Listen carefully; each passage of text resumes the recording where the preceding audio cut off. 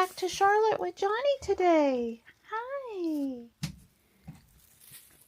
I see you didn't eat a lot of that other food last night. How come? I don't think it's because you're feeling poorly. Here, I got different food for you. See what you think about this, and maybe I'll go get you some dry chow. There you go. Let's go get Morris fed. Marty and Striper out here too. Marty's up in the tall chair there.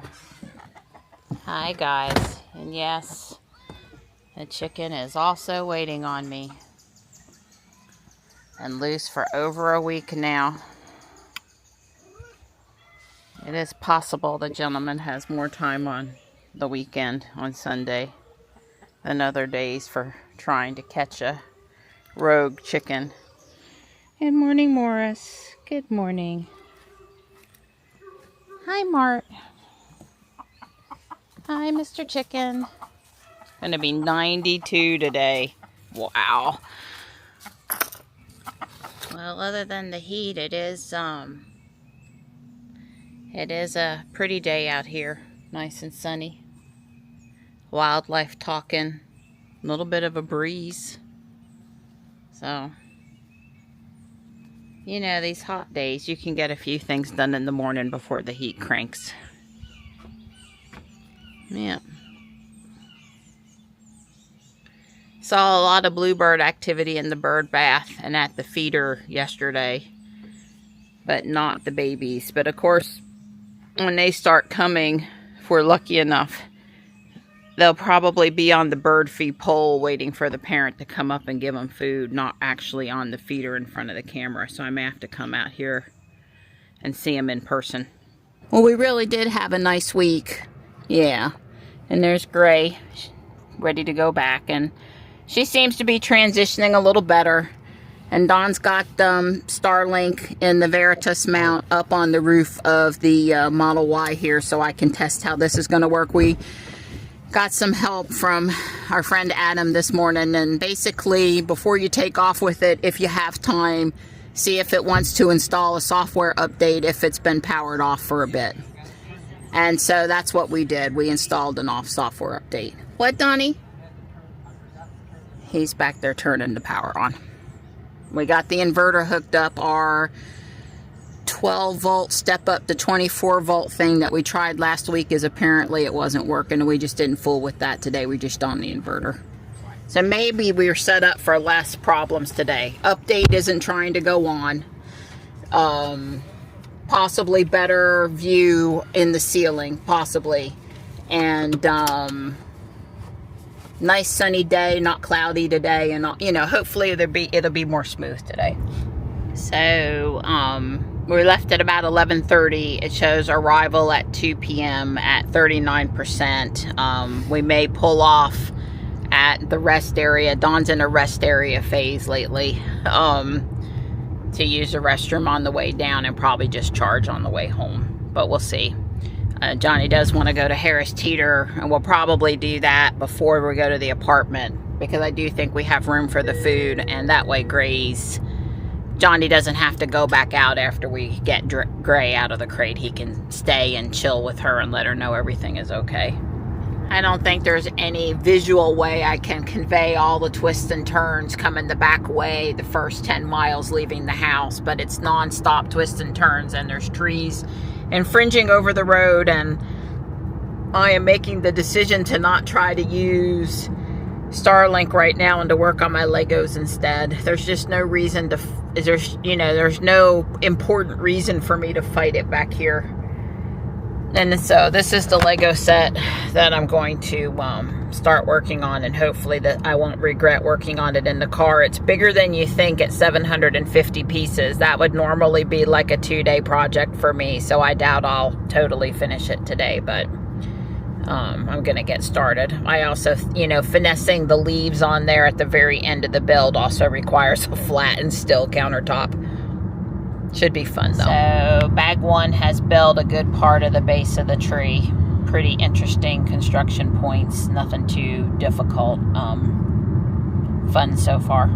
Don and I have been having a nice conversation about charging over here because he was getting groggy. I don't know how you could be groggy at noon, but anyway, you missed your morning nap. I missed my morning nap. And anyway, I knew if I wanted to get his attention and get him woke up, I normally avoid conversations about charging, but I started one up with a question about the universal wall connector, and then that led to a 30-minute discussion about charging and stuff. Yeah. I'm So fully awake. he's fully awake now and happy, smiling even. Yes. You can feed me too. Okay. I missed a sign that said get off here for Toyota, but exit 187 here on 421 North headed into Greensboro. It's Julian Airport Road, but as Grok was explaining to me, there's actually not an airport here anymore. They just retain the name of the road as the same. But up here a ways, you'll see too that they've really been working on some infrastructure improvements over here around the plant area. And the whole last year when we've been going back and forth to UNCC, we've run into that. Wow, we got high power lines over here, although I don't think those are new, but there's definitely construction. So I just wanted to touch on for a minute that, I, along with everyone else in Fuquay, well, not everyone, but a fair number of people in Fuquay have made commentary about the growth in town and the amount of construction and how hard it's become in our small town to get from one side of town to the other. You basically got to plan for 15 or 20 minutes now. If it's any part of the peak, say between 12 and 7, you use 20 minutes across town, and it's just a little tiny town. And there's been some nastiness in the Facebook groups about it's all you northerners coming in here. Well, I'm a northerner and I came to North Carolina, but that was in 1979. I don't know, does that count? But I came to the area in 93, and that was still a long time ago. Does that count? I don't know. Where do you draw? I don't think it's... People move around in our country where it's a free country. You get to move around. But the speed of the growth and changes in zoning, that things that didn't used to be okay that now are okay, maybe that's a little bit more of the problem. But all I was going to say is, I don't know, people around here are pretty fed up with growth, but they, when we can be fed up with growth and happy about economic prosperity in the same breath, they're not mutually exclusive. But I do get the subtleties that, if you don't have growth, then, the economic prosperity goes away, the jobs go away, and that kind of thing. So I understand. I think I don't care so much about urban sprawl, but I care about not coming in and packing things into small little spaces inside of the town that was already established. That's the part that gets me, like, oh yeah, we're going to build out those out parcels in the Walmart parking lot, so the parking lot that used to be reasonable to park in is now super congested. Or we had some buffer between the houses on Judd Parkway and the road, but we're going to go put condominiums right up against the road now in that small amount of space where deer used to live. That's the thing that bothers me more. Let's not go back where we already have these things. But that's, it's both, you get to do what you want with the land you own, but it's also zoning restrictions and how much natural area do we require around communities versus, oh, it's okay to go take back that natural area and then stick some more houses on it. I think it can be a better compromise possibly could be reached between developer and landowner needs, and I think that was a lucid white in the other direction, and zoning restrictions to maintain a certain standard of openness around the town. I'm trying to be diplomatic here, but what I really wanted to say, because that had nothing to do with what I wanted to say, was, maybe you can, Don doesn't know what I'm going to talk about, but maybe he can help me out, is, as tides shift in people's sentiments in both political and other areas, yep, there's a blue ribbon. People are really throwing there's some real hatred out there about the word data center right now. And I mean, like, it's like serious in some places. Data center wants to come in someplace and people are like, you're ruining the environment and you're stealing all our water and you're going to cause us to have cancer, which that one kind of boggles the mind a little bit. Maybe they're talking about radio waves or polluting the water, which is only used for cooling or something. But, you know, kind of like, you know, the anti-nuclear sentiment after Fukushima. Or help me out, what are a couple of other things that the tides turned, like everyone was all bent out of shape about? Well, you could apply to solar farms and certainly wind turbines. I mean, people are, you fuss, kick, scream if you try to put a wind turbine or now a solar farm on the edge of their town. Everybody wants all the money, but they don't want you to build it in their backyard. Go put it somewhere else. Hey, I think I've mentioned it before. I'm okay with the data center. If you wanted to put a data center right next, instead of planning one of those 500, 700 home subdivisions, put a data center there, I'm all for it, baby. Put the data center there. The data center is going to generate gobs of tax money. It's going to use a lot of water, but it isn't like it's polluting the water as in making it unfit. It's like the cooling tower. It pretty much just makes clouds. They do need the water to carry off the heat, and that's what they're doing with it. And then obviously electricity is important. But hey, if that gets me another nuclear plant or another reactor added to Sharon Harris, I'm all for that too. So please God, stop building subdivisions next to us. Put in data centers. Put in a lot of them. Yeah, if you ask me over there on Piney Grove, Wilmon Road, where they're putting in those 400 homes on that road, I'll never be able to drive down peacefully again. Farm. I'd rather have a data center. Personally, I'd rather have a data center over there. But sign me up. Yeah, well, I think the point here that I wanted to throw out there as my opinion, okay, and you're welcome to disagree with it, is that I'm hearing a lot of messaging from higher ups in certain areas of you need to hate every data center, and if you even hear the word data center mentioned for your community, you need to go out and start protesting. That level of extremity is the problem that I've got, okay? Show up at the meetings, make sure that the whatever business it is not just Grok and XAI, it's a lot of Google, it's a ton of companies, you know, NVIDIA, Google, Microsoft, all the big ones, you know, need these data centers to continue to do what I guess grow technologically with not just the, I mean, yeah. So anyway, I mean, show up, hold them accountable, get things, yeah, Don wanted me to point out the Volt. We haven't seen a Volt. It's old and we haven't seen one in a while, but it's still ticking over there and I'm sure they love their car. But, you know, plan up, hold them accountable, make them build stuff into the infrastructure, make sure that, you know, we're not going to prevent the existing residents from having the appropriate amount of water and electricity. I don't want data centers to go in and compromise that for people, but it's not like, oh God, no, it's just automatically horrible. There was one person in the Fuquay group or they were talking about it as like, I would rather have a data center than a bunch of homes. Yeah. So you and I are not the only person. You know, the homes drive up the amount of congestion on the roads and put more pressure on the water infrastructure and the road infrastructure and trash and the landfill and all these other things. You know, there's a lot there. Schools. I mean, so if you want to ask me which I'd rather live next to, I think Don and I are in agreement. But Dr. Ken Berry, who we follow for health guidance sometimes on YouTube. We haven't listened to Dr. Berry quite as much lately, but we still follow him on X and catch up on a few Monday Night Lives every once in a while. And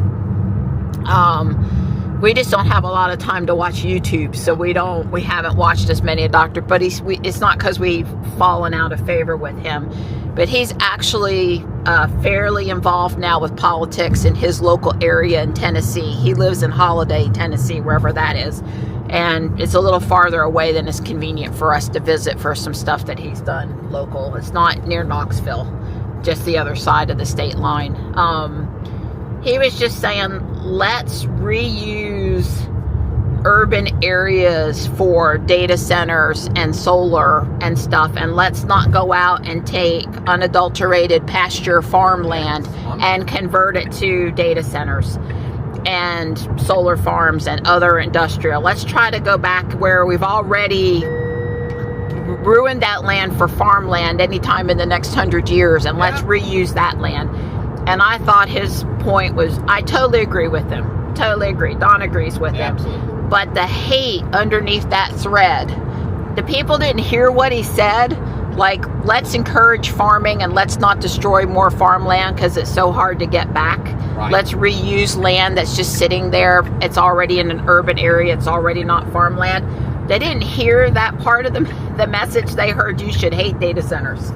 And I was like, oh God, geez, that's not what Dr. Berry said. Those of us actually read, because it was 20 paragraphs long, this thing that he wrote. You had to like actually read to comprehend what he said. You had to, you know, be willing to have the time on task to read it and the patience to consume it.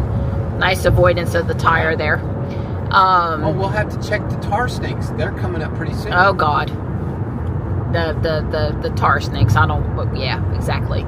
So anyway, just food for thought. I think people should not get all, you know, there's a lot of people out there that want to generate emotion to generate revenue and clicks and a bunch of other stuff. And I really wish people would just go out and do their own research and try to develop a moderate opinion in the middle, because you know there's pros and cons to everything. So if you're, you know, there's pretty much pros and, well, almost everything. I mean, I can think of one or two things that I don't think there are, but there's pros and cons to how do we want to develop economic growth around our town, and we got to make smart decisions. But let's actually breathe for a minute and do some real research, because if the only messaging is all data centers are bad, and if I hear the word I'm going to start screaming, that's not a very refined opinion, in my opinion. I'm done with bag 2. You can see that the tree is getting a little more structure to it on one side. This side needs more structure. I tried briefly to go log into the Starlink and do the video stuff. And it's red right now, and I tried rebooting it, and I don't know what's wrong, and we're going to look at it. Before we head back, we'll try to get it going so I can do the video on the drive home. It's 4 o'clock, and we just left Johnny's apartment. Don took a nap down in the car while I just talked with Johnny, and he walked me through summer plans and summer schedules and, you know, stuff. Got caught up a little bit because it can be really hectic when they're home. So that was kind of nice.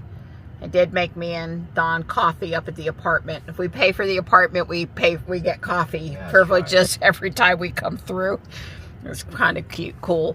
Don says this Y up here is one of the standard Model Ys. It doesn't have a full front light bar. And we saw at least 2 others today as well. Somewhere, not in Charlotte necessarily, but somewhere on the road today. So that seems to be a popular option. We're starting to see them. I did see a post on Tesla Divas about someone that got a squirrel's nest in the frunk area. It is not a waterproof frunk in the standard Y. Don is hearing this for the first time. It's actually, it doesn't have seals or anything. I don't even know that it has the tub. It's just, I need to see it in person. But there is an aftermarket kit that apparently a lot of people that buy the standard now are realizing they need to buy. It's not, certainly Tesla says the standard Y frunk is not waterproof. So don't put anything in it that can't get wet. A little wet. Yeah. And, you know, I think all vehicles end up getting critters in them if people leave food. Nope, that one's not actually. It's got the light bar crossed. Okay. But we did see, we've seen several now. But anyway, if you're thinking about buying a standard, make sure you understand the frunk differences. The other stuff might be okay. Price the aftermarket kit. Have it ready to install. I think a waterproof frunk won't let in critters is probably kind of important. So I don't know. So this is the Lexington, North Carolina Plaza Parkway. And you're right, we were in here one night late, Donnie. We ate at the Chick-fil-A, and there was a level 2 charger here, but not a supercharger. I don't think there was a super. That was really late at night one night, yeah. And that was a long time ago too. Yeah. Well, I used to back in 91 or 92, going back and forth between Raleigh and Charlotte, I used to stop in here at the Walmart all the time. Well, maybe were these here, but we just stopped at the Chick-fil-A, but didn't supercharge. I don't think the superchargers are here. I don't know how to go back and find that video. I don't know. That's been a while. But this, Don wants to park in the shade, that's so he's right. Not letting the car decide which spot to go to. Yeah, and that shouldn't affect the other owner because they're on their side of the pedestal. Okay, well, anyway, where Gabe's is over there, that used to be the Walmart, and I used to stop in here all the time. Like I was saying, I always did like shopping at this location. But not, Ollie's wasn't here then. I don't know about the Tractor Supply on the end. But it used to be the Walmart, and I would stop in here I would get so tired, and I would need to get out. I know I was 20-something, but I would need to get out and walk around for a minute and stretch, and I would go in all the time at the Walmart. I told Dawn, I'm sorry, but I haven't been in Ollie's in forever. Michelle is a big Ollie's fan at the Raleigh location, and all the Japanese maple people swear by their plant pots, how cheap they are. So I need to go look. Don said, call me or message me when you're done and I'll come get you. Don's fooling with Starlink again. Although where he parked in the shade, I'm not sure the thing he wanted to do is going to work, but it ought to get signal again. We think we're having trouble with the glass and the Y. It's either the mount that holds it up to the glass, our mount is causing a problem, or it's the glass itself. It's hard to know which. That's a lot of pots. I'll take this one. It's only $100 and it's almost too big to move. Well, there's one of the wildflower areas. I realize far away and stuff you can't really appreciate it, and they're still just getting going for summer. But so Starlink's working up here. It just will not reach out the ceiling of the Y either. Just hunky-dory. So we tried it here. No joy. We tried it here. Works great, but that's not, you know, super safe being up on the dash. We're trying it on the back glass now. Because basically figuring out where it works in each individual Tesla apparently is a thing. There's nothing wrong with the short cable. There's nothing wrong with the DC to DC converter. Right. And the mount on the back glass works, although Don said next time he's going to move it left or right a little bit. Yeah. Smack dab in the center wasn't probably where he really wants it. Yeah, I mean, I can still see, but the sweet spot is right where it is. Right. I could have worked with it here, but it's not really safe moving around up there on the dash. Right. And anyway, we video loaded and I can work on the video now. I'm almost done with bag 4 of 7 of the lovebirds tree. But I was on the leaves, although I think the leaves were pretty simple, and then it was just time to start building the birds or something. So the birds I could build on the road. But hey, we'll see how fast I get the video done. Although Don wants his snack now, so that's going to slow me up a bit. Well, she offered me a snack. She said, I got snacks for going and coming. So, I should have said food because it's not snack food. It's, you know, but it's cheese and pepperoni and prosciutto and stuff. Yeah. So I asked Dawn to detour to Holly Springs Lowe's to buy 2 bags of mulch so I can plant my geisha gone wild. By the way, I can't name yesterday's video In Search of Geisha Gone Wild because I had to name it Universal Wall Connector Installed. It was such a great title, but I had to go with the one everybody would really care about. Anyway, Dawn then asked Grok to navigate us to the garden center side just to see what she was doing. She said she'd be glad to talk us through that. And Dawn, you know, said goodbye and canceled out. And then we realized she really meant talk us through that. So Dawn, as we came into the parking lot, he said, so how do we get to the garden center now, Grok? And she told us verbally, like, it's on the right side of the door, and it's usually labeled garden center, and there's usually a, you know, you can get in through, there's usually a cash register place where you can enter it. And we're like, yeah, that's all true, but we just want to park on that side of the store. It was pretty hilarious. Well, Donnie knows what I want, and just go get me 2 bags of mulch, the purple bag, and I'll be over at the clearance plants. And she said, a brief look at the clearance. Brief. And I told her, I'll start the timer. Well, they'll either have something I want or they won't. It's that simple. Very pretty shade of verbena. Pretty spectacular looking dahlia. And I'm taking this plant home for half price. I guess it's just calabocha and geranium and that spike plant shrub, but it's got a really nice pot.